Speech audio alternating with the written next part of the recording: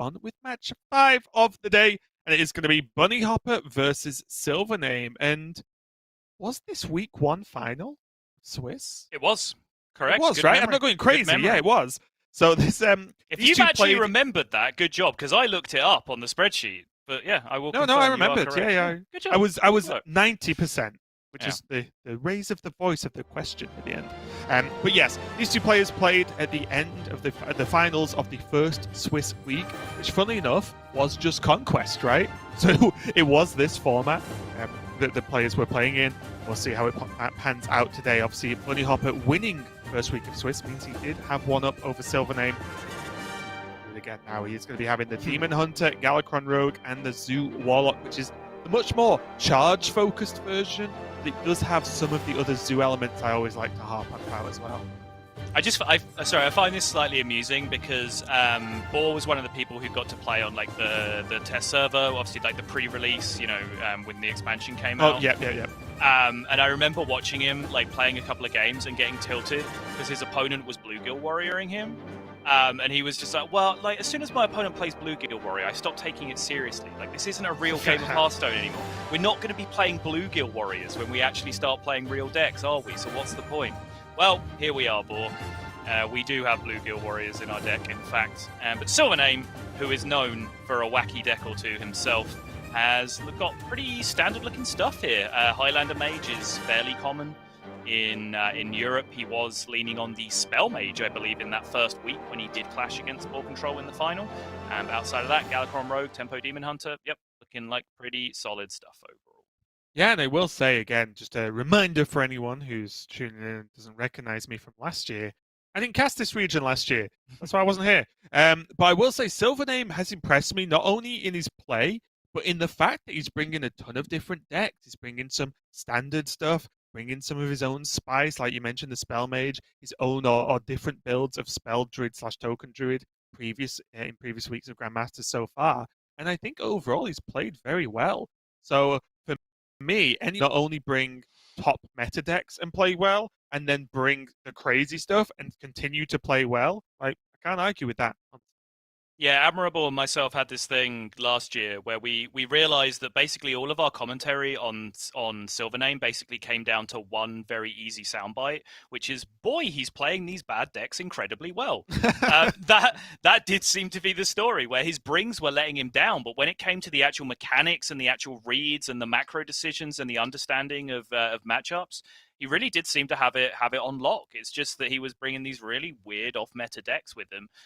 So, SilverName with the regular stuff maybe is just a monster. Yeah, well, we'll get to find out. And just a reminder for you guys as well watching is that this is a Division A match, which means these players, although not completely safe from relegation, pretty cushy compared to Division B. So these guys are really just like hard playing to just guarantee one of those playoff spots. And honestly, because there's so many of them available in Division A, I like the approach of I'm just going to play solid. I'm just going to bring solid decks. And as long as I don't completely mess up, it should just be a playoff spot given, right? Yeah. You could also argue, weirdly, that SilverName has an advantage in this matchup from the get-go. The way the weeks are broken down, some players only play one match per week. That is SilverName in this case. So in that case, if he wanted to, SilverName could hard target his entire lineup of what he would expect BoarControl to bring. But Boar can't do the same thing back to SilverName because he has a second opponent to worry about in the week. Which I think is something interesting to keep an eye on about whether those results actually show like a statistical difference over the course of the season when the players are in that position against like the one-off guy for the week. Yeah, and funnily enough, as we mentioned yesterday, just as relevant for SilverName as BoarControl, of course, but BoarControl is a fairly popular streamer, right? Yeah. He streams many, many hours of many, many days of the week, so it's not too difficult to catch him and just like see not only what he's playing, but what he's talking about and what he thinks of GM. So it would be doable. He is one of the more targetable players if you take that factor into account. Yeah, we'll be interested to see how it pans out going forward, but in the meantime, good old-fashioned Demon Hunter.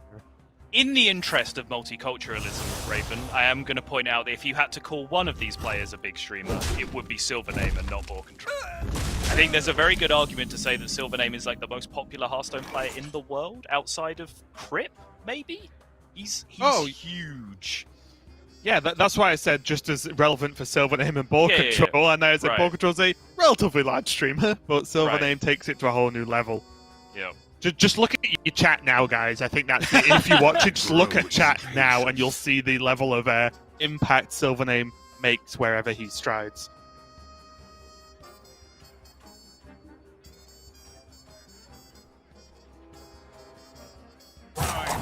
Either way, flurry of options, coin into multiple choices of 3 drops, or just a Chaos Strike to just keep the hand ticking along and pick off his Battleman. Yeah, I think Chaos Strike, for me, I think the hand is a little bit too chunky to be throwing around coin willy-nilly right now.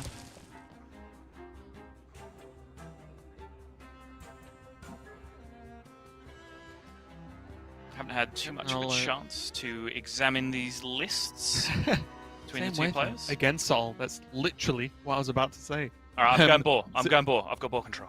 I was already on SilverName. God, we got easy. Okay. So SilverName is running the overall lower curve. There's no Furies in the deck, which means that it is just stop at that Skull of Gul'dan. However, he is running the 2 Shadow Weavers, fairly common in the low curve, but also does have those 2 Eye Beams and 2 Frenzied Fellwings. What it looks like the cut to me is going to be no sidekicks in SilverName's list. So Boar, everything that you said, same, but he has 1 Beaming Sidekick, 1 Spectral Sight, but still no Priestess of Fury and no discount. Time grows short.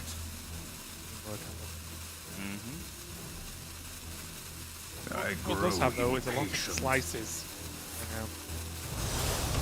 Only 1 Altruis away from twisting Nethers with the board clear, I guess. Yeah. It feels like. Yeah.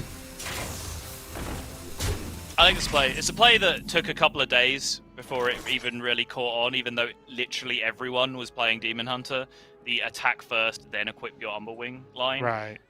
Because just have essentially on a how to explain this? On that turn, you didn't need a 0 mana attack. But a 0 mana attack is something that you might need later if you want to play like Bladebound Adept on 5 or anything like that. So now he still has 2 0 mana attacks available to him, which is going to be less relevant because his hand is full of Twin Slices. But I still think it's like, you know, just good housekeeping to be doing that most of the time. Yeah, and in a typically me and more janky way of describing it, it's kind of like giving your Umbering weapon an extra charge. Yes. Yeah, sure. It's kind of true, which is where I specialize. Just right in that sweet spot of just about. That made sense. And now, although BoarControl's hand might look a little bit weird with just these Twin Slices, you've got to realize that very soon the Skull of Gul'dan is going to be played, and then his hand will just open. Even though he is going to utilize 1 Twin Slice now, kill the Battlefield. Like, look at it, you can just imagine. 1 attack base, the Frenzied Fellwing is just playable. Then a Skull of Gul'dan just means he can just basically, almost certainly cast nearly his full hand. And again, when did the freeze come down? When 5 mana was available for the opposing Demon Hunter. This is, you know, you'll be seeing this pattern develop very often if we keep watching Demon Hunter mirrors. When you see the freeze come down?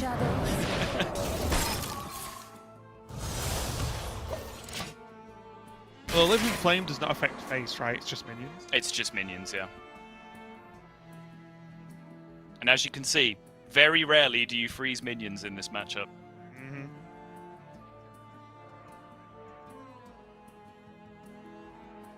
A bit frustrating as well. Mainly just because that Satyr's the draw. Obviously, the freeze into 5 is to stop the Warglaives of Azinoth, as we saw from the SilverName side there. But even just this Satyr's just significantly worse a draw, because it would have been fantastic this turn if you saw it.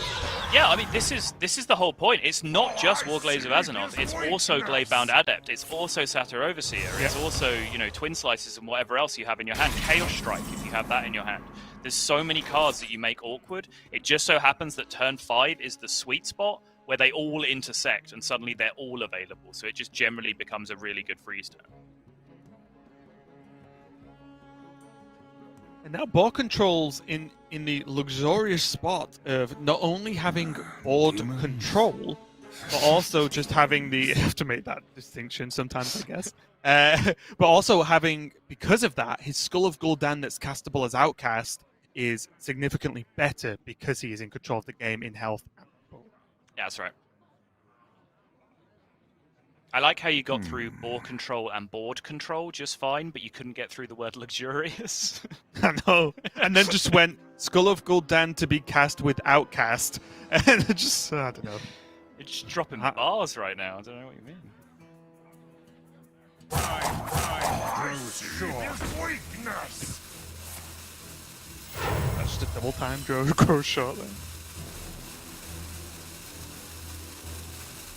Is hardcast I-beam? Is he really hardcasting an I-beam? Yeah, it looks like he is. I mean, I guess, it makes yeah, sense. sure.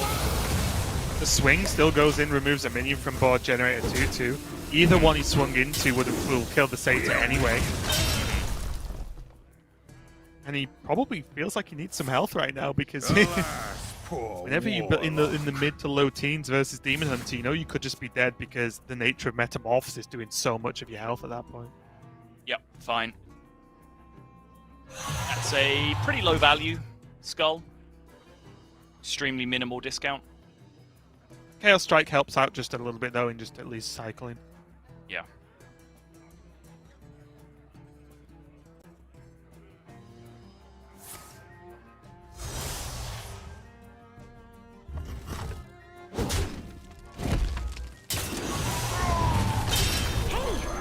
You, friend. I also want to amend something I said earlier, because now that I see it develop, like even with all of those twin slices in hand, when I said originally like the Umberwing dynamic about preserving charges is kind of lessened by having the twin slices, I don't even think that's actually true. Because it's still, you know, you're still getting free access to do 2 damage instead of 1 more often, right? It's the same thing. In fact, maybe that makes it even more important, because being able to do 2 damage a bunch of times for 0 mana, and being able to like stretch out your twin slices across multiple Umberwing charges is potentially even more effective against Demon Hunter, which is a deck, remember, where every minion has 2 health, pretty much. I have heard whispers of 2 damage being quite good versus Demon Hunter. Yeah. So yeah, I can believe it. Now though, the Warglaives of Azzinoth plus a twin slice of SilverNames could clean up this battlefield pretty nicely and start to cut down the difference in damage, or in health, should I say, sorry, between these two players. See BoarControl a little bit unhappy with that, and then we can see as well there's still a Friendly Fellwing that comes down to play too. I'm kind of weirdly into leaving that 1-2 alive that turn. I think I would have left it up. Because then, like, you might still end up killing it, but you're in a position where you then get a much bigger swing turn with the Satyr Overseer next turn, if you're going to go for that, because there's like an extra minion on the board that you're killing and an extra charge of your weapon that you still have. Obviously, that's terrifying when you're at 10, and that's just 1 extra damage that's on the board. So I get it, but sure. But I do feel like it's 1 extra damage you always make up for anyway, by shortening the time of the game by making a bigger board later. Yeah. I mean, that would involve, you know, a decent chunk of analysis as to how short your clock actually got in that position, whether it changed it. And who's got the time for that? So. They will never catch me. Well, this is the tough point now here for SilverName. Making up 15 without a Metamorphosis is going to be tough. But if there's ever a card that can help, Shadow Weave, then maybe that is just enough. We're with you. 12 on board now, Kane in hand with Twin Slice. That is a Glaive-bound Adept, Draven. Oh, Shadow Weaver. You've got a lot to answer for. What a card, honestly. Yeah, this is just the tech card right now, for sure. And what I like about this tech card is it's a tech card that at its worst, it's still just decent, right? Freeze a minion, doesn't get to attack. Great. I'm not obviously it shines, I think, in Demon Hunter specifically matchup. But just in general, it's not like you're running an ooze in a deck that doesn't play weapons, right? And it's just a terrible 3-2. It's like it's just a solid card anyway, so SilverName going to take game number 1 there. And I don't blame him having a bit of a smile on his face, because that did not look like it was going to be very nice for him in terms of the outcome of that one. No, he was a long way behind for a long, long time. But then honestly, Boar's skull, like maybe Viper will be looking at that game as like fuel for his argument, because everything was going fine for Boar, and then he cast Skull of Gul'dan, and then it all seemed to start going very, very wrong. But yeah, I think his skull was just too low value, too low impact. Obviously, the average skull doesn't look like that. If that skull had got him an Altruis or Metamorphosis or Gladebound Adept or anything in his top end, it would have just been game ending immediately. But he just got a super low value one, which means he just still kind of gassed out, even though he was the one that was playing skull. And then even then, he's still in the favored position to win the game. And it's just that Frozen Shadow Weaver at the end that's pretty much the one out for SilverName at that point, because he's already used his first one. So it's just a literal one outer to end the game there. Yeah, pretty incredible end to that game number 1, but there's more games to come where that came from, because there's BoarControl, SilverName going to continue on. You like that, Sol, didn't you? But we're going to go to a quick break while we get ready for game number 2. We'll be right back with some more Hearthstone.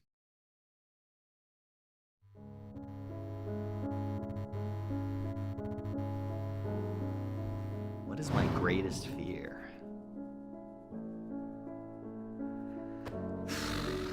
Oh man, that's just too existential.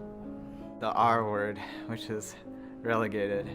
The future is my greatest fear. That and spiders, they're both very high up there. My greatest fear for the longest time was ants. Mi mayor miedo seguían las alturas.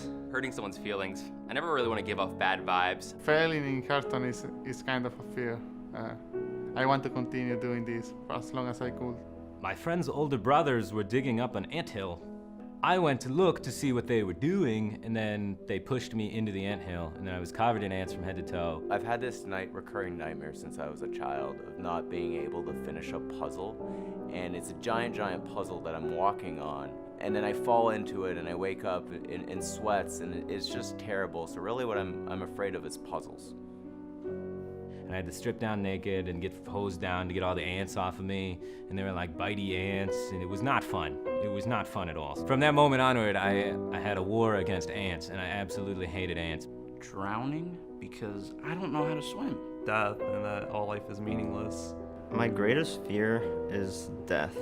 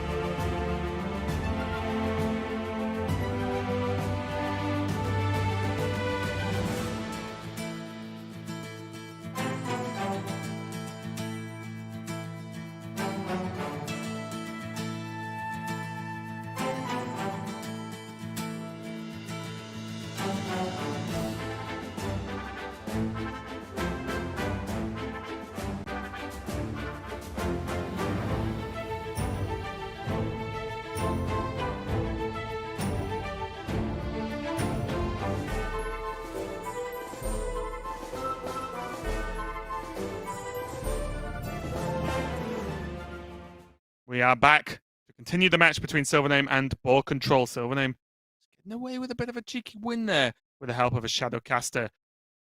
BoarControl plenty of fight left in him so far. SilverName has his Rogue and Mage left to beat BoarControl's Warlock, Rogue, and Demon Hunter with the double Warrior ban. Who are you fancying here, Sol? Do you think BoarControl still got it looking okay, or is SilverName just going to sweep this? I can't root against BoarControl, Raven. How can you ask me to do such a thing? This fine, upstanding British gentleman. Obviously, BoarControl is still well in command of this series. Okay, whereas I'm just going to go for the safety in numbers approach and support SilverName. That's say definitely he's, the of course, smart going play to in win. this situation. Yeah, exactly. But yeah, BoarControl is going to be playing the Zoo Warlock you see here, and it is a list for me that strikes a happy medium between the Zoo effect and the literal Zoo effect, throwing fish and pigs at your opponent's face till they die. So we'll see how it pans out here, going up against SilverName's Mage. What? Okay. Is that your like some experience at a boars. zoo? People just throw fish at you when you go to the zoo? You've not been to a zoo up north, Sol?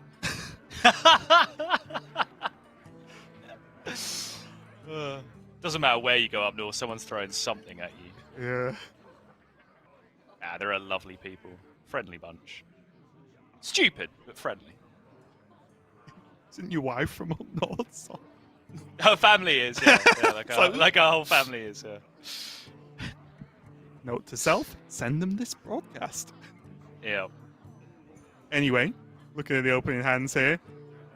SilverName, nothing sticks out to me as something you really want to beat back the potential aggression from Zoo, whereas BoarControl with double Nightshade, Matron, and Beam and Sidekick. Not really what he's after either. Just keep the Arcane Intellect though. I see a plan developing in SilverName's hand already, Raven. Get to turn 9, coin out Reno, and hope that's good enough. Get to turn 8. Have a mana saver. Oh, Coin out Reno. Touché. And hope that's good enough. Seriously though, like we've actually seen in GM players keep Reno in like quite aggressive matchups, like against Druid, for example. We've seen it be kept. Because like it generally does allow you a lot of security in just what your game plan is, right? Like I know what my turn 9 is right now. Let's work backwards. What's my 8? What's my 7? What's my 6? What's my 5? You can actually use that to just ration out your turns much more consistently when you have that knowledge that it's happening. And it's the nature of its, like, the finality of its effect, right? You can't play around it. It doesn't matter what the board is. They're gone. Yeah. So It's gone. it doesn't matter. You can't, I'll play Death Rattles into this clear, or I won't overcommit the board, or I'll make one high health minion. It doesn't matter. It's gone. The only thing that survives is Dormant, but then whatever, your opponent's played Dormant minions. So yeah, I don't mind the plan overall, and honestly, looking at the way SilverName's hand's shaken out, wow. Oh wow. Ice Barrier, Zephyrus, You were just a bird. Reno. Everything. It's almost like just a perfect anti-aggro hand right now, right? It is, yeah. But I think this is one of the matchups where the Zoo really benefits from being this bursty list, like the charge list. Right. It is Mage, because obviously, like, you know, Reno, remove your whole board, freeze your board with Frost Nova, you know, other Reno, remove your whole board, all of that kind of stuff. You can mitigate that effect by just being able to do enormous amounts of damage from hand, which is the thing that that Mage can't really interact with.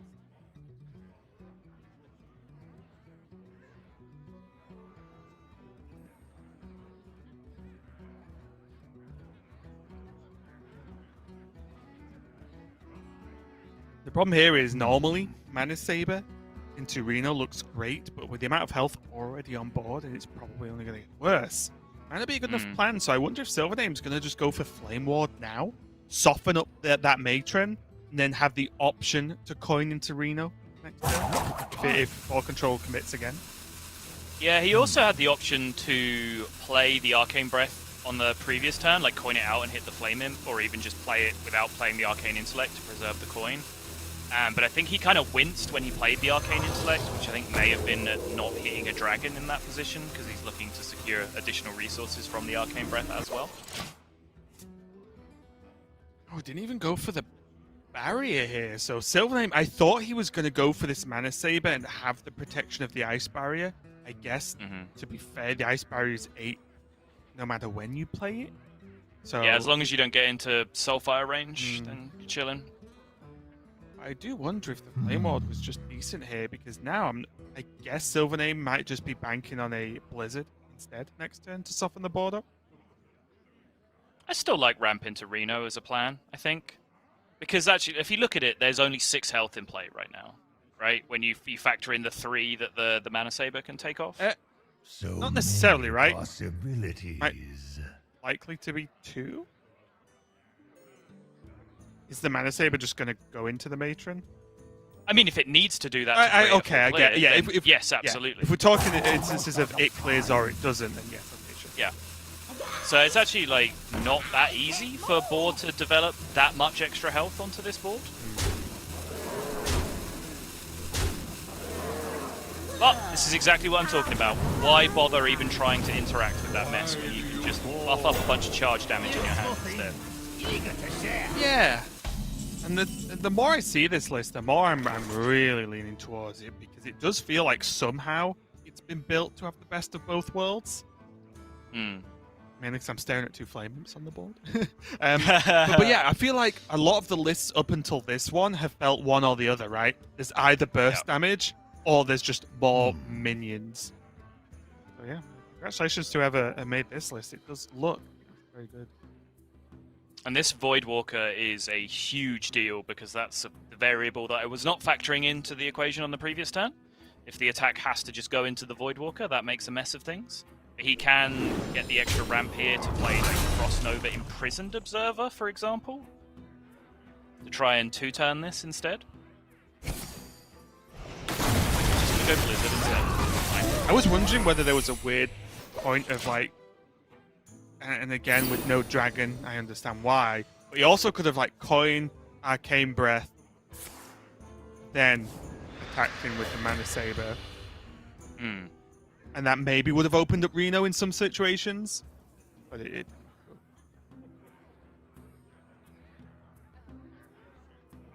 There's now just no real great play for Boar. Obviously, a lot of these cards are earmarked for just burst combo, Bluegill Warrior, Abusive Sergeant. You want to be piling all that together as much as you possibly can.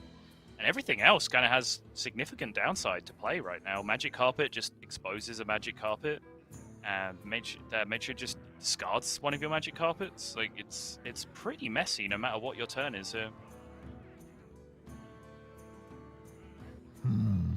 Yep. You were just a burden. I got nothing, honestly. I was looking at whether the Magic Carpet Fiendish Servant trade opens anything up, makes anything happen. It just doesn't.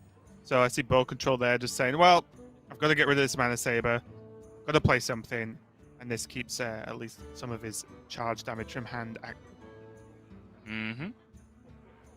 Now, though, an easy clear for Reno, and obviously we know that there's the Ice Barrier up. Must be a way. +8, because he's not even close to being able to just soul fire him down anyway. Yep. And I am glad after seeing SilverName not play the Ice Barrier earlier. I'm glad he got it down, though, because I do think there's that fear that even though it's free, if you save it till too late, you can just end up in weird situations. Yeah, I think he was just concealing information for as long as possible in terms of what secret was in his hand, which secret wasn't in his hand, all that kind of stuff. Like, there's just no real reason to give that information away. It's pretty smart to do what he did. So now there is the Fiendish combo, you can call it, with Magic Carpet. So many. Yeah, just in terms of raw damage right now, he has 4/3 Bluegill Warrior, buff it up with Abusive Sergeant for 2, that's 6, Soulfire is 10. That's where he pretty much tops out. If he can engineer Magic Carpet Fiendish Servant alongside that as well, that of course adds additional damage from the Fiendish Servant buff, but he doesn't have enough mana or, a guaranteed outcome where that happens.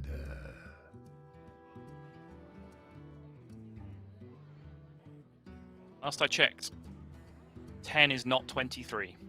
Yep. It's also just a very interesting matchup in itself, because versus Mage, Carpet just does less. Whereas versus other more minion-focused decks and early game decks, the Carpet is just like the game-winning card in my opinion a lot of the time. So it's just interesting that this Carpet, although godlike in most matchups, doesn't quite seem to have the level of impact against Mage. That is a rather large sergeant, isn't it? It is. But unfortunately for Boar, These minions are not large enough to be resisting a Flame Ward right now. I wondered whether it was actually Nova into the Imprisoned. I was thinking about that on the turn where he blizzarded earlier. Actually, it's a decent setup, right? And you still leave yourself a little bit flexible. Because one of the issues with the Flame Ward is he still takes 11 if he doesn't do something about this abusive. Because the first attack that goes through. There must be So maybe he could start with Arcane Breath on the carpet and then just Nova Imprisoned and then set up a removal after that. So at that point later on, he could maybe ping or just kill off the abusive. Or there's a Blizzard. Fine. That sets up a guaranteed ping next turn instead of having to wait for the Imprisoned.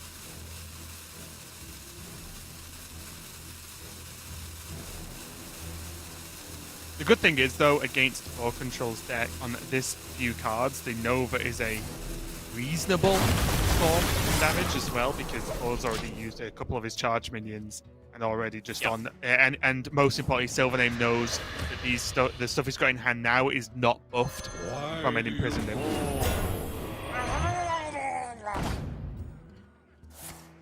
Pretty good draw on the Hand of Gul'dan, just to be able to dump his hand here, draw 3 more. The guarantees as well. Ooh. No, don't. It's still good. I think that's probably the better of the 2 outcomes, with Soulfire going in. And it's likely that if this merchant dies, Boar uses the pig and any other cards to buffer the Soulfires, right? Yes.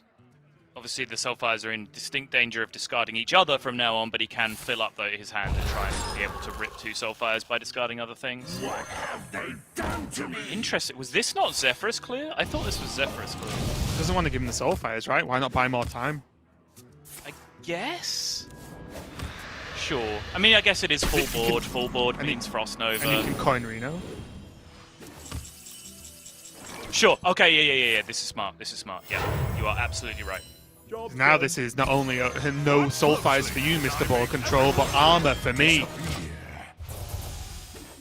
And the Imprisoned stays as well, so anything BoarControl plays into this board is going to get beamed for 2 damage. Wow, this is lined up incredibly well for SilverName. Yep. Well played. You are right. SilverName is right. This was 100% the line. I was looking at Ping the Carpet, and then you had Zephyrus Shadowflame for the full clear, but that is just worse. No beating around the bush here. That was worse. Yep. Hey, I'm very happy to admit when I'm wrong, Raven.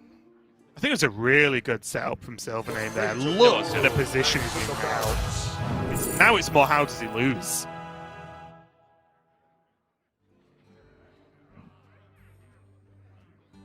Please don't box, SilverName. Please don't box! Yeah, it's just... I just imagine he's just, what, one for the viewers? He just presses box and goes. It's going to be game, though. SilverName going up 2-0 versus BoarControl. Maybe the revenge is on. And you could argue, with both players ending up in Division A anyway, that this match is worth more than the finals match they played versus each other in the first week of Swiss, because this is one of the ones that, because they both made it now, those don't matter anymore, and it's all on the round robin. So pretty crazy, but I will say, very good play and setup there in that matchup for SilverName. That looked very impressive, especially towards the end. Yeah, I think, with the abundance of freezes and removal and everything else at SilverName, it would be easy to look at that game and be like, that was pretty free. Like, you just, you played your stalling cards and you just got there. But I think his particular sequence of doing things, did maximize a lot of his chances. Maybe there was 1 or 2 places where things could have been different, but I think, certainly other players potentially could have thrown that game away by doing things slightly differently. Yep, 100% agree. And SilverName now only has his Rogue to go left with, and he has the Galakron Rogue with the secret package overall going up against BoarControl's Galakron Rogue with also a secret package. But both those deck lists at a quick glance, Sottle, looked very similar to me. Yeah, not seeing a great deal of difference. There is no Boom Pistol bullying, or there's 1 Boom Pistol bully, in BoarControl's deck. which of course is a huge card in the Rogue Mirror, which we are going to see. And I guess this is the good news, right, for Boar, is that the one remaining deck for SilverName is the Rogue, which has seemed to be the question mark deck so far. I predicted we'd see a bit of a Rogue recovery today. I think it started off that way, but then towards the end of the day, Rogue has kind of fallen back into a similar place as it was on day one. So if BoarControl needs a silver lining, he's just got to beat Rogue 3 times. Definitely doable. We've seen much crazier things happen.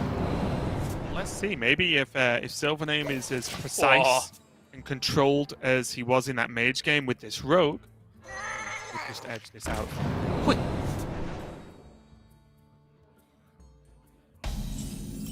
All right, fair play. I was about to say, it does feel kind of illegal when you get the 2-drop off the Pharaoh Cat in a tempo matchup, but they both got one. No harm done. BoarControl's face. He's thinking of secret coin, surely. Praise Galakron means he can get some value trades, maybe even just daggering the Berserker down and taking the hit. Where do you feel face damage lies on the priority scale in this matchup, at least in the early game? Like 3rd. I didn't really define what the scale was. What does that mean?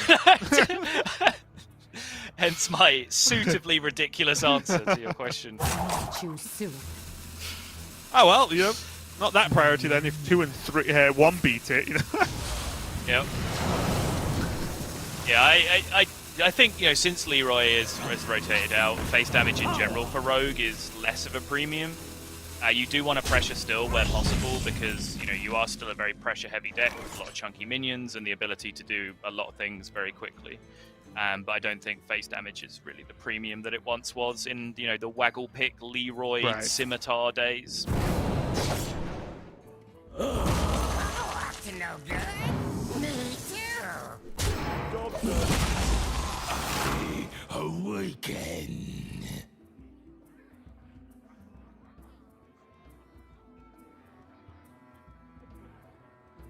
Not great.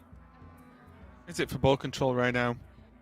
No. It doesn't look like, you know, oh, this board's going to win SilverName the game. But it's just like, what does BoarControl really do this turn that feels good? Not a lot is probably the answer. You ever think it's a coin maniac? Seems unlikely.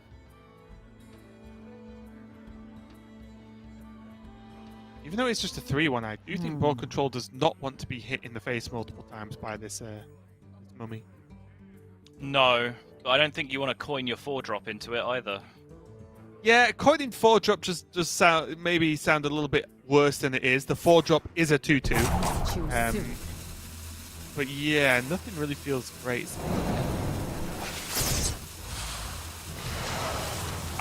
This is what I spent the start of the turn doing, just like wondering if there was any upside to prepping out the Seal of Fate that turn, because I really wanted to Seal of Fate the Evil Miscreant. But like it just didn't seem like a justifiable play to spend all 3 mana on, so I was just curious whether the prep could get anything done. Like worst case scenario, as you saw from Boar, he's able to dagger it down. Sometimes you do Spike a Lackey that changes your line. Oh, now Bamboozle, Witchy. Let's go. Yeah, I don't think stranding your Blackjack Stunner like that is going to pay off particularly well for you. Be surprised to see the secret come down this turn. Yeah, I haven't all right. Sure. Well, let's stay there. That seems fine.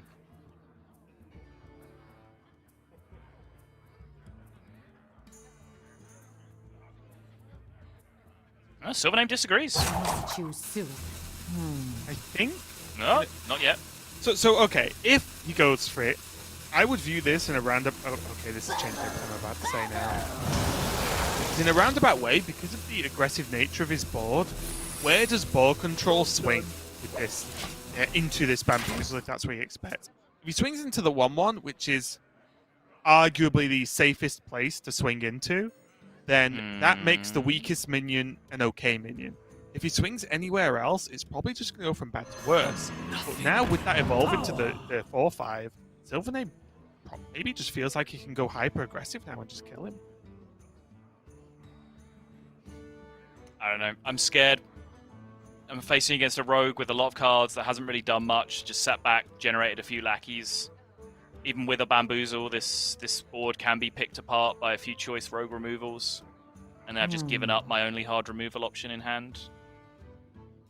Well, my question is, if he's expecting bamboozle, does he take the 4 risk by attacking the 4-5 and then just secret and blackjack stun or whatever it is? Yeah, I did wonder about attacking into the 4-5 because obviously that's going to be the smallest improvement a lot of the time. Right. When it goes from 4-5 to a 6-drop. And you know, if so desired, he can just try to go away. Then the BoarControl actually going to bounce it down.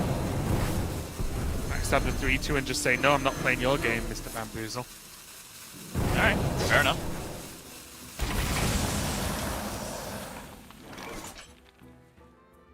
Is one of the issues, though, and I'm not saying BoarControl was wrong in that instance by any means, but the bamboozle doesn't go anywhere.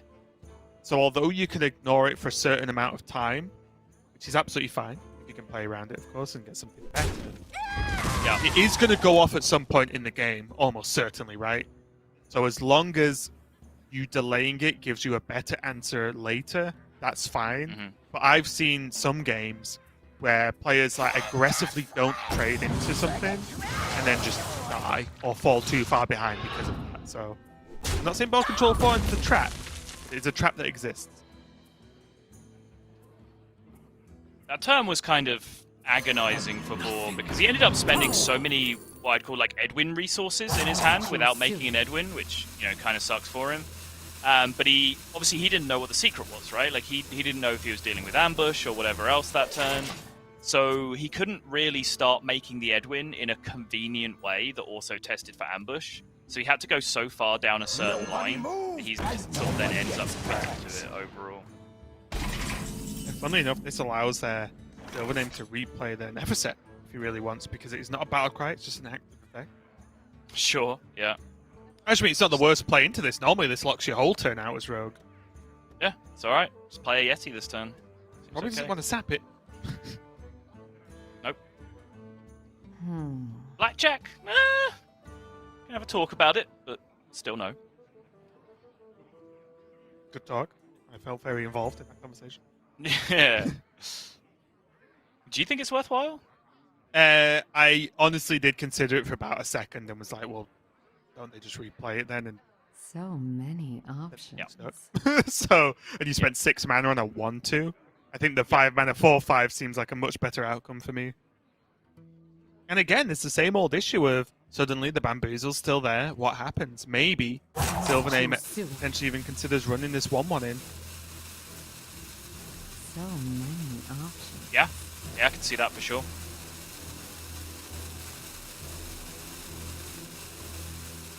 Whoa. Don't let the door hit you. I am surprised, honestly. And I'm not normally surprised by what I deem to be strange plays. Just saying no and saying, oh, well, if you want to replay that, well, 1, needs the coin. 2, is very slow. Mm-hmm. But my worry is SilverName slowing down BoarControl, but also making the slowest turn himself.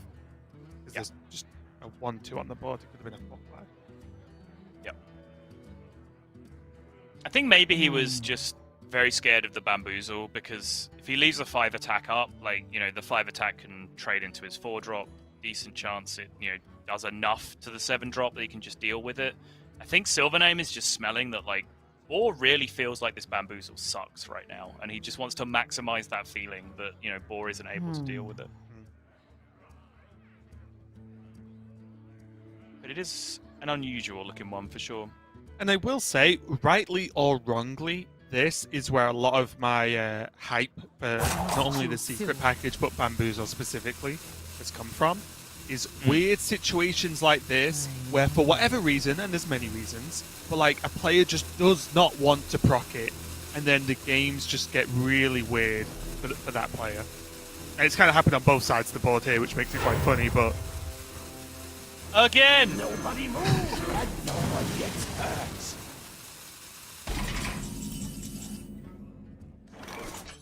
Now I guess he can never set Sap if he really wants to keep this game going. I don't think he... Yeah, I mean... I don't think he wants to cast Sap for a variety of reasons. Firstly, because he actually has perfect information that he's dealing with dirty tricks on the other side, just like Boar knows he's dealing with Bamboozle. So I think SilverName's trying to avoid casting spells as much as possible anyway, regardless of the fact that it's just a freaking boom pistol Billy on the other side. It would be fun. It would be funny, I will give you that much, yeah. And this is where really the outcome of the Blackjack Stunner confused, I think, both of us. Where this is just the same turn, except you don't have a 4/5 on the board. And yes, of course, the boom pistol had to be replayed and didn't get to attack. But I feel even if the attack goes on to a 4-drop, which then becomes a 7-drop, I think it's reasonably likely to do work versus boom pistol, and then you still have the rest of the board. I don't know, very interesting line there for that Blackjack Sap for the previous turn. These stones shall break your bones.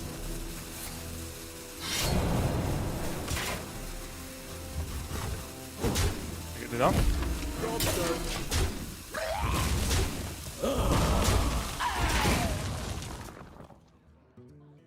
Okay, boom pistol dealt with. So SilverName now just has the Galakron Kronk's curve if he ever wants it at any point, but he is just on a single invoke right now. So I imagine he will try very hard to get that second one at least before he has to go down that path.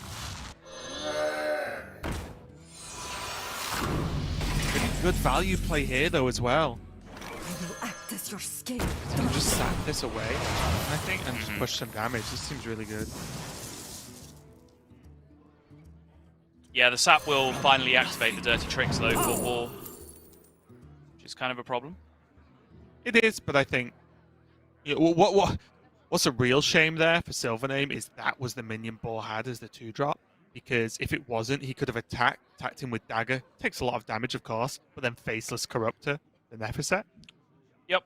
Which would have been very powerful, but of course, the +1 attack making all the difference.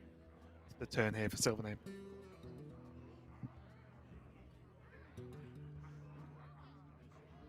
I think sapping the shield is also scary because Boar's on 3 out of 4 right now, so you're kind of completing his Galakron for him if he doesn't have another solution in hand. But Boar certainly looks upset with the amount of damage that's coming through right now. And I think all things considered, like this is just a necessary evil for SilverName because he's really just trying to back up this Bamboozle with aggression. Like, Boar is trying super hard to just say, no, you cannot make me attack into your minions and try and clear them. And SilverName is just insisting that he do so. Would you say it was a necessary evil? Yes. Okay. Yes, I would. It's called Savagery. No, Savagery deals damage according to your hero's attack. Cold Blood gives 2 damage to a minion or 4 on combo. Oh, okay. You get this. What is it with last match? This week. Just ruined. And this is where, just for the sake of how much we are talking about Bamboozle, I'd love just a magic stopwatch or something that can go back in time and just let's see what happens if BoarControl just attacked something. Yeah. 18 turns ago. Do you know what I mean? and this is where I still cannot decide when is the correct time to just do it. Obviously, there's a lot of intricacies that come into that decision, but it feels like a hard decision all of the time. Dark in the sky. I feel like, rightly or wrongly, BoarControl is down a very, very deep rabbit hole with this Bamboozle right now. Always the way. 14, 15 with the dagger, was that? Damage this turn? 14 total. Oh, with the praise as well? 15. Yep. Yep. He had 14 at the start of the turn. That doesn't quite get him there, but it was a respectable fish for lethal with the draw too, I think. Yeah, no, I do like just cashing in the damage now. He has Kronks in hand as well. So just get the Cold Blood used while a minion can hit base, go. And this sets up an exact Kronks lethal with or without the dagger, doesn't matter. Unless BoarControl heals, but most importantly, either Taunt and even an Ethereal Lackey to do some backup play if required. Also, he has a 3-drop, 5-drop, 5-drop, and a Bamboozle still in play. Yeah, that's true. Oh, there's Galakrond, Oh, there is the Galakrond. That is 4 more free cards this turn. And crucially, the 5 armor. That is going to keep Boar in contention here. But you've got to remember, with the Bamboozle and all this damage, the extra armor will be negated if he doesn't actually deal with this board. Yeah, but that's where the 4 more free cards start to come into play, and whether they can deal with the mess of the board state. Wait. What a find! Dark in the skies. I was wondering if it was worth to potentially burn for a chance to get Blackjack Stunner with that Shadow Step. Wait, what we got? Oh! That's a good one.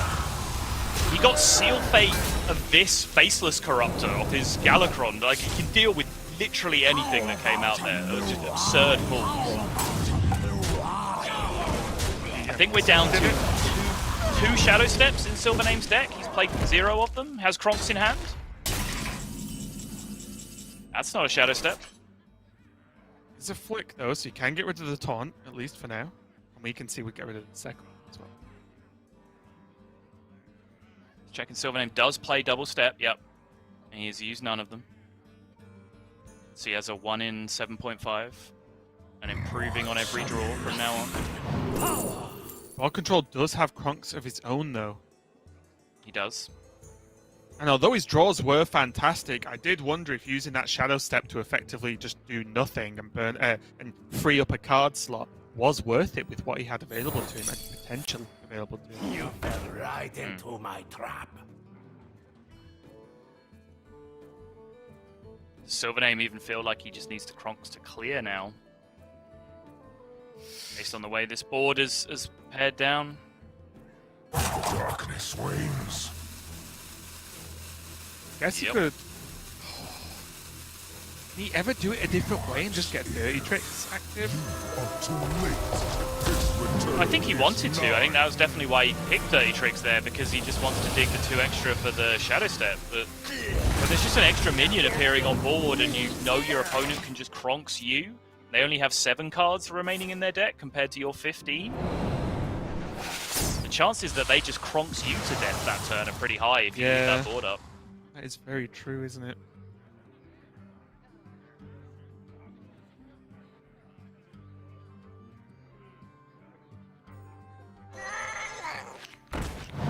Finally, Boar is living in a Bamboozle-free zone.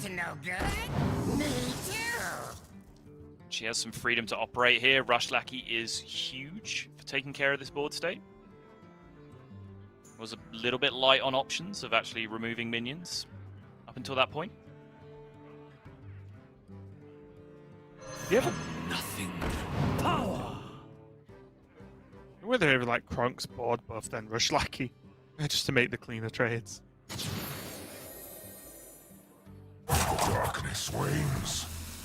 Oh, I didn't catch which contract is that? Let me check. No, I discover it my way. It is Turncoat. Minions and adjacent minions. Big cleave.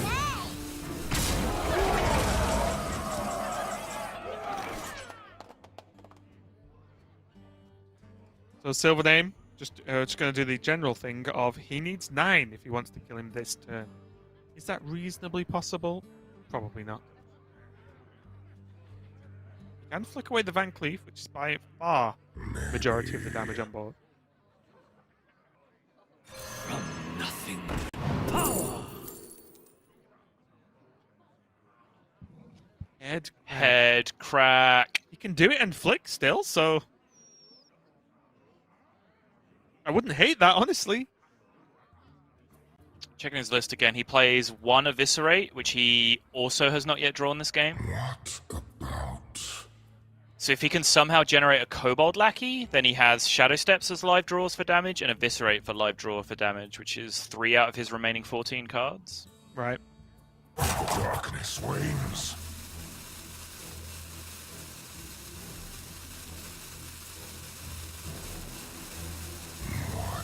I guess he could use Faceless Corruptor instead of Flick, but that just leaves less power on the board for SilverName, which I think is a huge drawback.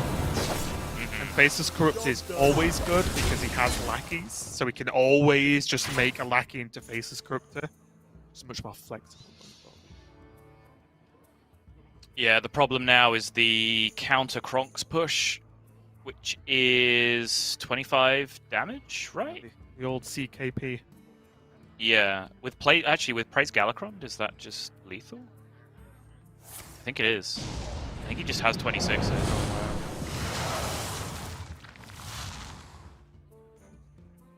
Kobold extra damage he as doesn't. well? He doesn't. I double counted the weapon for some reason. I don't know why I'm doing that. I'm stupid. There's a Kobold Lackey though. Okay. There's damage.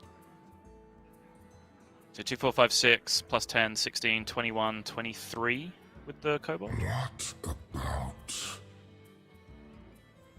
I wonder if it's a Shield of Galakron turn instead. Darkness wanes. Too late. His return is nigh. Okay, the heal. Yeah. If you don't have immediate lethal, that's just smarter, right? Like, you know your opponent's trying to put a head crack clock on you.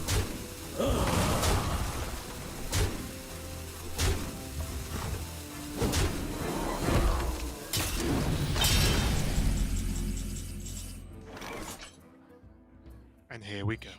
In all seriousness, Explosive Trap, pretty fantastic. I never lie, but I never tell the truth. Post. Depending on ordering, I guess. Noble Sacrifice as well. Or he doesn't want to give a freezing trap on board because of Kronks, unless he can guarantee kill it off. Yeah.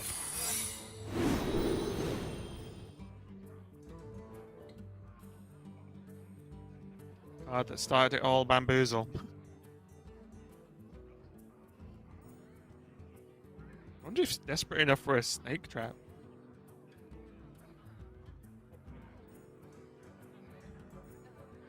I mean, so far he's just not putting up any defense this turn, so he has to stop and think about Faceless Corruptor instead and what that means. Darkness wanes. How about a mirror? How about a mirror? At least now he knows the Kronks burst combos for damage is out of the window. There's currently, That's what, true. 3, 4, 5 on the board? Yep. Which makes him much safer and not dead to Shadow Step. Yeah, Claw dealt with as well, so he can at least have illusions of trying to grind out this game somewhat more. There's still a lot of big threats from Boar left to come, even though he's only 5 cards away from the end of his deck.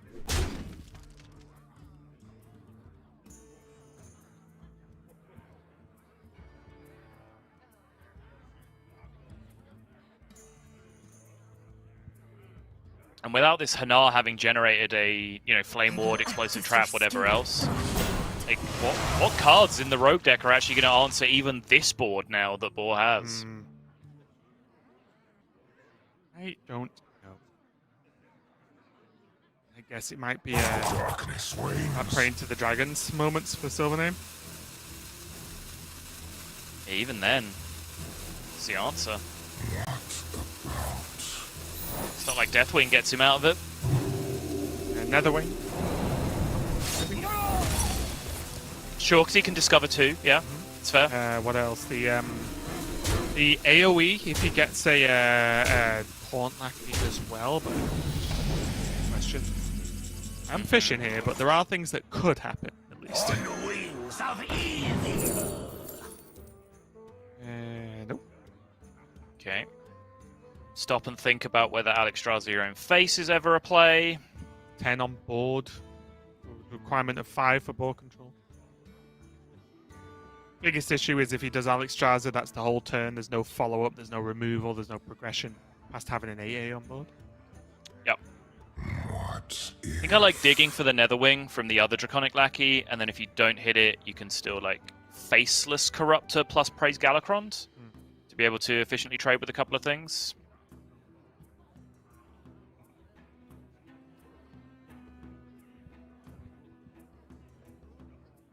What if? He wants his crown outs? Is that what this is about? Are there crown outs? Darkness wanes. I mean, there always are. I just don't really know what they are at the moment. I feel like there's always something that could happen around.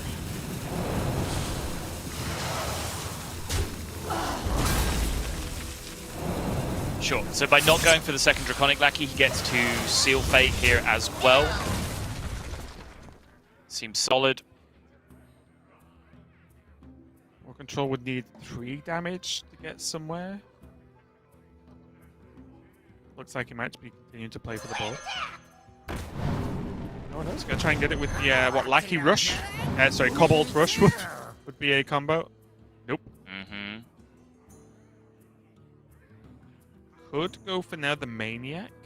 Wouldn't necessarily give him lethal, but it would make an easy clear on the faces whilst pushing the most damage.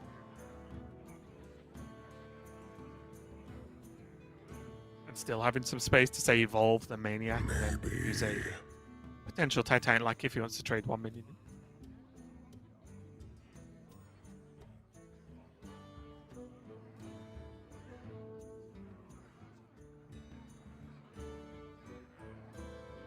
Darkness wanes. All things are possible. Oh, sure, just evolve into an 8/8. That seems fine. Pretty good evolve.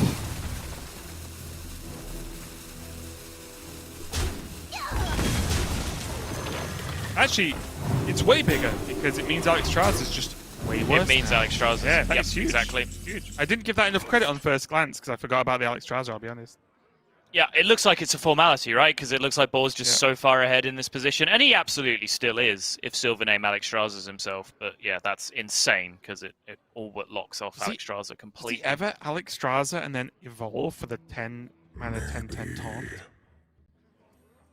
Sure. I know we can see Flick, of course, but I'm just saying from a SilverName point of view. I'm just wondering what play even gets him there now. Yeah, I mean, all the outs are incredibly niche at this point, right? I guess at this point it is just Crown. Has he got a draw? Yes, 2 Shadow Steps. Shadow Steps to look for sap, to look for... get rid of the Nozomi. I don't know.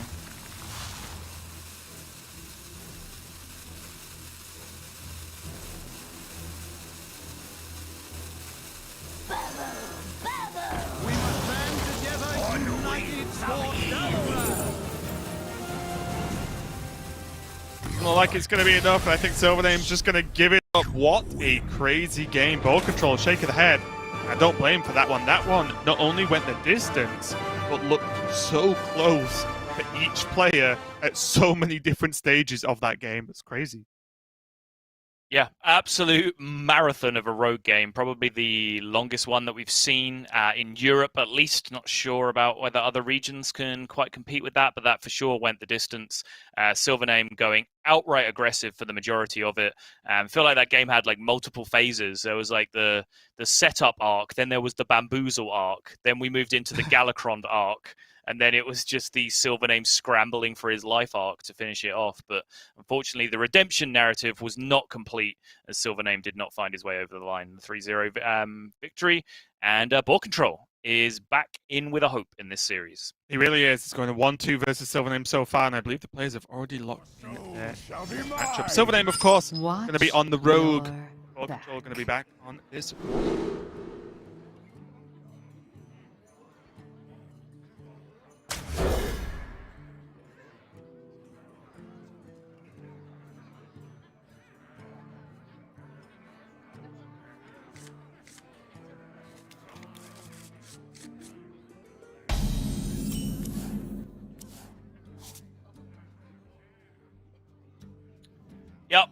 BoarControl knows what's up. He knows how much your win rate increases when you have a Scrap Imp in your opening hand. I can't I think so. The SilverName bad looks on his face. Yep. And we have taken a trip all the way back to the Bamboozle saga, Raven. Yep. The Brotherhood shall prevail. Yep, love it. Yep. Love everything about it. That's a 6 drop. Pretty sick. It is a 6 drop. But this is an enormous hand full of minions. One of them is a Magic Carpet. One of them is a 7/7 Rush. The real question that BoarControl's worrying about now is not whether it's Bamboozle, but whether it's Ambush. It's really play, say, a card. So many possibilities. It just definitely is Bamboozle, isn't it? Or is that... Like, if there was a Tempo Edwin, and it wasn't Bamboozle, that would be the next level Bamboozle. You've actually bamboozled me by not playing Bamboozle. Basically, a play that just deserves an award. Yeah. Probably the award that follows Swids' Attack into the Biggest Minion Ever award from the earlier series of today. Hey, I got you, friend. Maybe we should just, this year, we'll call our award show the Bamboozlies, and just everything is a Bamboozle-related play. I can get behind that.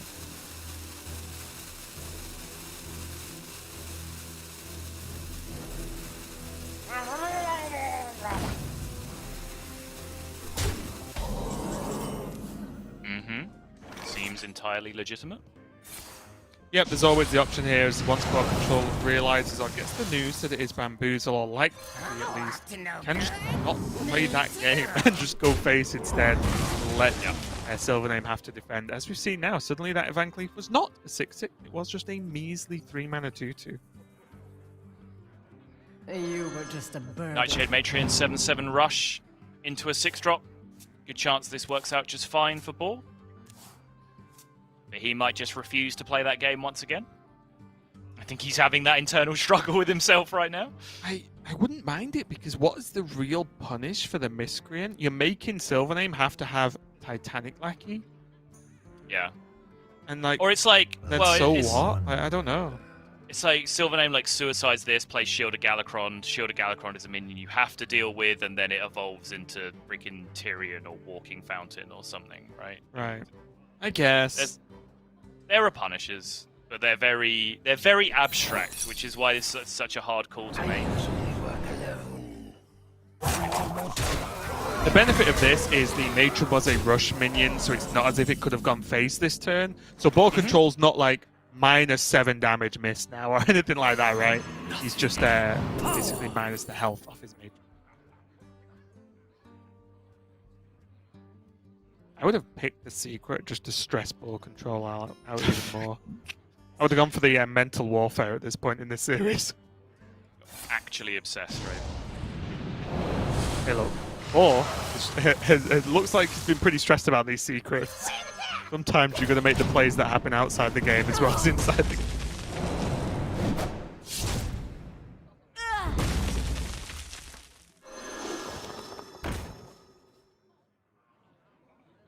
Get in there and fight, maggot! Why do you call Magic Carpet is an incredible card, isn't it? It is when it's a 3/8. And when all your other 1-drops are like hundreds. Yeah. It's going to be probably the best response in this matchup to a Magic Carpet, though, which is just to get rid of both of them. So now, SilverName just does not have to worry about them in any way. But what he does have to worry about is a ton of charge moves BoarControl does run in his series.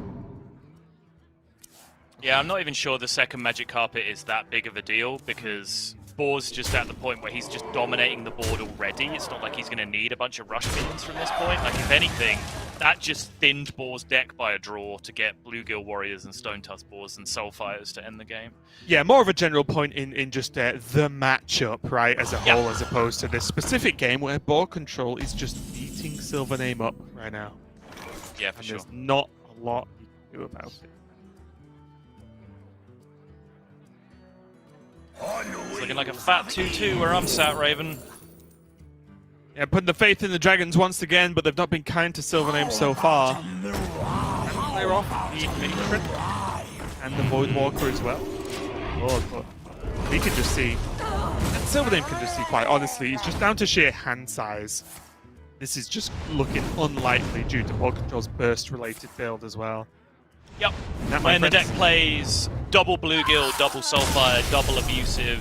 Which one didn't I mention? Double Stone Tusk Ball? Was that the one I didn't mention? yeah, probably double Reckless Rocketeer at some point as well. But there's some combination of those cards in Boar's hand at that point that are going to kill you. That was not a long-term proposition of living there. And it's funny you should mention Reckless Rocketeer, but apparently Bloodyface was considering running that card this week, according to his Twitter feed. Bloodyface, if you do that, sir, you are my hero forever. You're already partly my hero, but you will reach that upper echelon of heroic status. you can be 100% my hero after that. But I'll go BoarControl, full Enrique Iglesias on you, baby. I'm just choosing to believe you just said you will do a karaoke of that song if he brings Reckless Rocketeer next week. That's confirmed. You've got it on the stream now. Done. Sol will commit to that. But we are getting straight into game number 5 of this series. The final game of the series, the final game of the day here. Within the European Grandmasters, BoarControl has his Demon Hunter to fall back on against SilverName's Rogue. And we've talked about Rogue, as I think everyone has, all the casters at least across this weekend so far. Is it good enough? Is it fine? Is it great? We're going to find out, but most importantly, it's not been performing too well for SilverName in this series. What matchups are Rogues good in, and do they win them? Let's find out.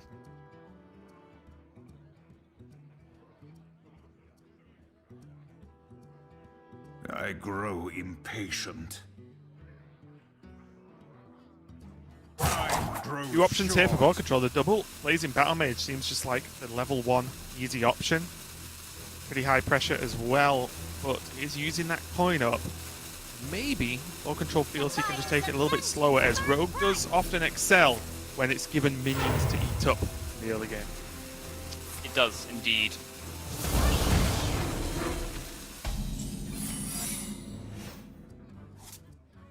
I think Boar's just absolutely sick of SilverName having minions in play that he can bamboozle. Yeah.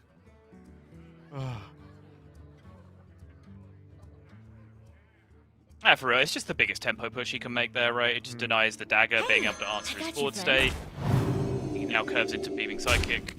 Even praise Galakron stuff, you know, it just ticks enough boxes, doesn't it? You can say, well, why not just coin out the Beaming Psychic on the Blazing Battle Mage instead? Well, then your Beaming Psychic is getting value traded by the Ferrocat and the dagger, and you're sort of conceding some value that way. Doing it this way around creates this board state where you just have 3 minions unchallenged. I wonder.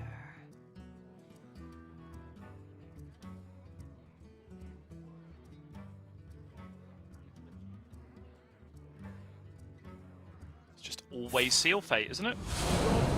Yeah, I was glancing at whether Hanard just being a 1-5 makes BoarControl's turn awkward enough to justify playing off curve. The answer to that is no, don't think so. Yeah, I think it was worth considering the other option there, but I don't think it was worth the payoff.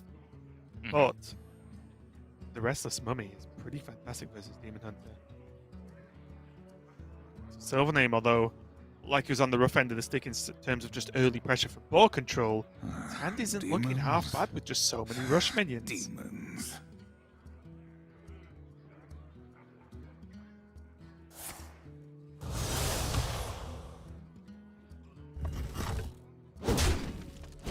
Agonizing over the decision whether he needs to draw here to find more guaranteed plays for the following turn, whether Chaos Strike can just be his play for the following turn to challenge minions that come down, especially if they need to be dealt with and then they bamboozle. No tune can hold me.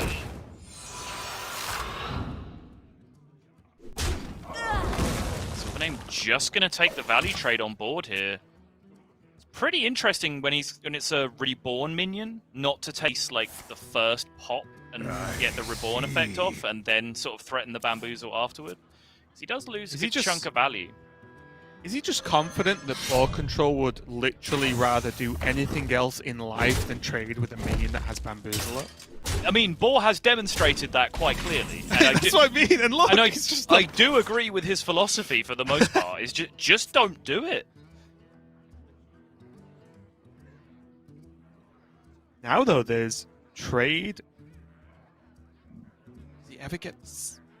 Oh, it's tough, actually.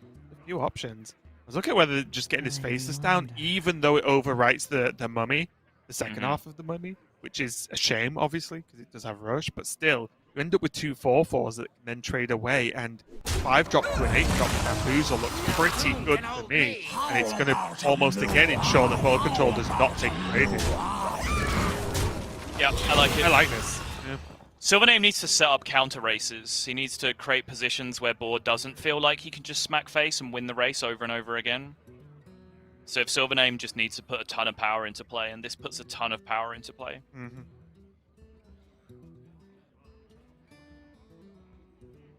And one thing I will say, it's outside of... Demons? Oh, I was going to say outside this Warglaze, but I think not even then.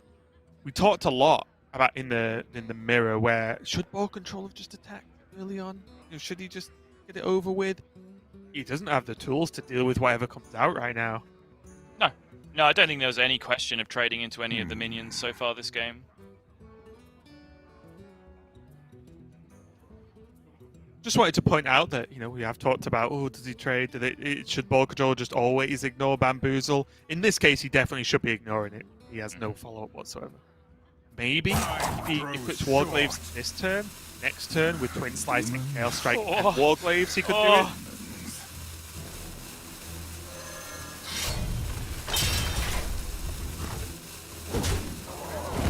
Alright, Titanic Lackeys are the order of the day for SilverName right now. Okay, that Eviscerate helps a lot. Sap seems relatively unhelpful. I never lie, but I never tell the truth. Secret activates though, Ice Barrier. Not active now, but even the Paladin Secret looks pretty good. He just takes Ice Barrier, right? Yeah, okay, fine. I was kind of into the redemption. What if he Shadow Steps the Hanar? Don't let the door hit you. Can we get through one day? I'm being serious. Okay. Next turn he has 0 mana Hanar, Ice Barrier, and then there's Noble Sacrifice, Freezing Trap, so on. You know, I'm not even joking. I honestly think Shadow Stepping Hanar looks good because he can't do anything this turn with the Ice Barrier. I'm going to be honest, I thought you were talking about Blackjack stunning your own Hanar again. No, Shadow Step. For like the 15th time. And you did say Shadow Step in your defense. I apologize. Yeah. I think it's a completely good play. I still don't like it, but it's at least sane. I think you just solve a problem for your opponent by Shadow Stepping it. Okay. Right? Like, you know, Boar has to solve that problem. And obviously, if he does solve the problem, you're at a net loss because you don't have a Hanar anymore. But I still think him having to solve that problem is important to you. You fell right into my... I will say it does, for me, spawn from the there's nothing else to Shadow Step right now that's that good. And Sure. Hanar could be a payoff as a second wave. Easy for us to say because things are going to happen this turn by looks of it with this Altrius. Yeah, the follow-up feels like it could have been a lot better if he had, 4 mana to spend on secrets as he chooses? Give us the money. Don't try anything. Okay. That's absolutely... Yep. Such a good outcome. It's a lot of damage, though. Now this Ice Barrier might end up coming in super clutch. Yep, can still cast the, or play, should I say, the Maniac if you want. Mm-hmm. I think that's fine to just keep it simple, right? Yeah, agreed. Don't see anything more creative than that this turn. Give you a suggestion, though. Would you ever Shadow Step the poison to get it refreshed on 3 health so it can't be hero powered away? No, I don't think. Well, Oh, sorry, it costs 2, doesn't it? It doesn't cost 3. Yeah, it'll be 0, it'll be 0. I've got it in my head it costs 3, in which case, yeah, I think we can talk about that. Because... Oh. Okay. So he is making a minion not die to hero power doing this. I just wondered if the poison was the be-all, end-all. Yeah, I don't like this as much. Because this just isn't counter-racing as fast, right? He just didn't deal any damage this turn. He has the same amount of damage in play. Just still has a Shadow dealt Step. 2 and had a 2/3, which kills literally any minion. Yeah. I didn't like this. Actually, he could have even saved the 2/3 and had it live as a rush minion, so you didn't have to replay it that turn, right? Because of the Goblin Lackey you got? No, I replay it that turn 100% of the time. That's just why to, I was just for the race damage. just for the race damage. Yeah, Okay, that's why I was against it when I was thinking it was 3. Right. Okay. All I see is weakness.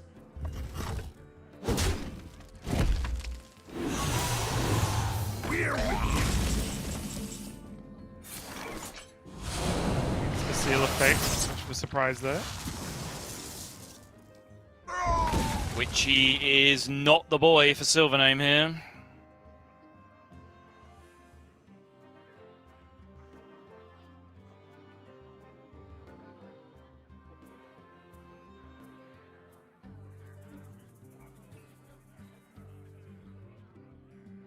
I wonder. He could just play Witchy, rush it in with the Goblin Lackey into the 2/2, the battlefield. Yeah, that's what I'm seeing as well. Don't It hurts, really. but I really hate it, but it's what he has right now. still allows him to play the dirty tricks. Because I think if SilverName wasn't Shadow Step in any of the many suggestions I came up with this game, then draw some cards to Shadow Step something. Yeah. I must choose soon.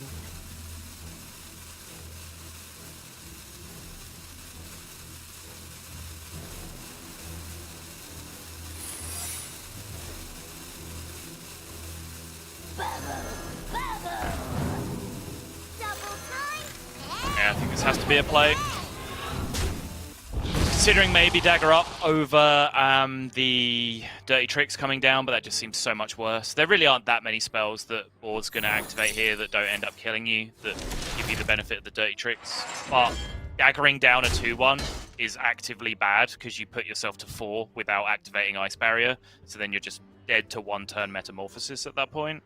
Or Gladebound, because you can actually hero power the 1/1. Yes, yeah, also true. And like daggering face for 1, I don't see the clock change when doing that. So yeah, Dirty Tricks just seems the better of 2 pretty poor options that turn.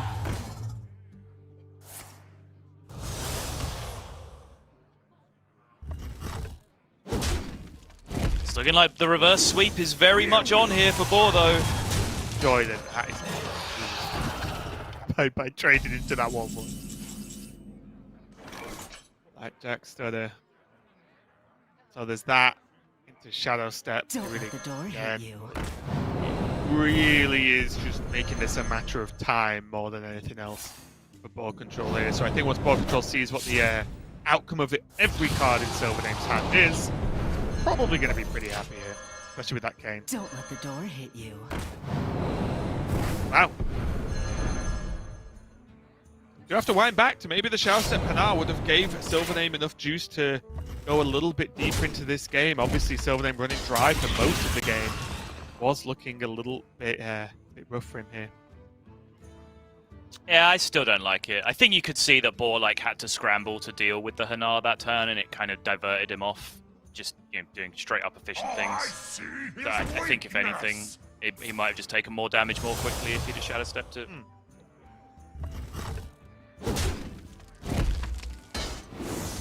We're with you.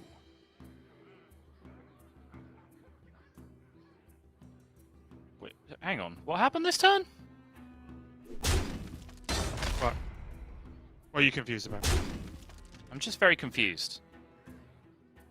I'm confused about what you're confused about. Okay, that's fine. It wasn't lethal, right? Yeah, okay. No. I think this is fine. I don't see anything else. You want to play the beta 4 mana, right? I give up. It's going to be the game, and BoarControl, look at the relief. That was a tough one, and that win was earned, just about, as BoarControl had to fight all the way back there from a 0-2 deficit. Boy, it's okay. You've won now. Forget about us. Forget about Hearthstone. Give the cat some attention, okay? It really wants some love. Go hang out with the cat. That's much more important right now. Yeah, monster. But congratulations to BoarControl on that one, because that, you could see it, you know, as the turns ticked on, as the match went on. That was looking like SilverName could have just snap sweeped him 3-0. And to fight back for that relatively long series in some pretty intense games as well does take it out of you. So, commiserations for SilverName there. Close one. BoarControl fights back, manages to now only beat SilverName in the finals of week 1 of Swiss, beats him in their first clash in this round robin. So, looking pretty good for BoarControl so far. Yeah, and I think he also has one more win against him, which I'm just looking up now. Yeah, he beat him in round 7 of Swiss in that same week, where he beat him in the finals as well. So Boar's actually sweeping through SilverName so far as it comes down to it. But obviously, big fan of BoarControl. Keep reiterating it. Happy to see our little Boar all grown up and doing extremely well at the absolute top of the game. SilverName, though, someone that I am just slowly becoming a pretty big fan of myself, you know, even though I can't, like, really interact with his stream or anything like that because of the language barrier. Just watching him play and just, you know, be invested and caring and, you know, being animated and just clearly, you know, being involved in the games that he's playing, I think is super nice to see. It really is. And there is a summary of our matches today. Calento taking a win over Casey. It seems like a lifetime ago now. Yala taking a win over Felkane 3-2 in a close series.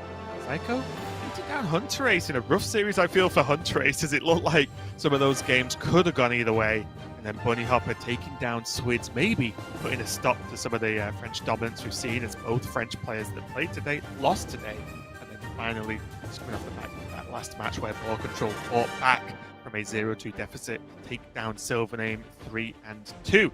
That is how the standings look after the end of day number 2. Obviously, there are some players who haven't played their matches yet. There's some players who still have some matches left to play.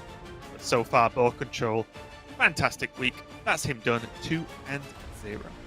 Yeah, and we will see each player at least once each week. So you will be seeing Boston and RDU tomorrow. If you want to tune in for that, if you are a Boston fan or an RDU fan, make sure you follow the channel. You can also set reminders for particular streams. The scheduled streams are up there already, so you can set a reminder on those streams if you don't want to miss any of the action. While you're there, make sure you hit subscribe and ring that bell, of course, so you don't miss any of our uploads. Good sellout, as always, Sol. I love it. Covered it for you. Promotion.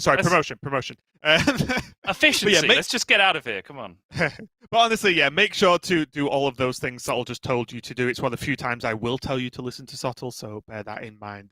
But no, that's been a good one from us. Thanks a lot for watching. We hope you had fun. And Americas is going to follow up straight after, as always, as TJ and Froden take you through their day 2 of the Americas Grandmasters. So stay tuned for that. But from us, thanks a lot for watching, and we'll see you tomorrow. Good night.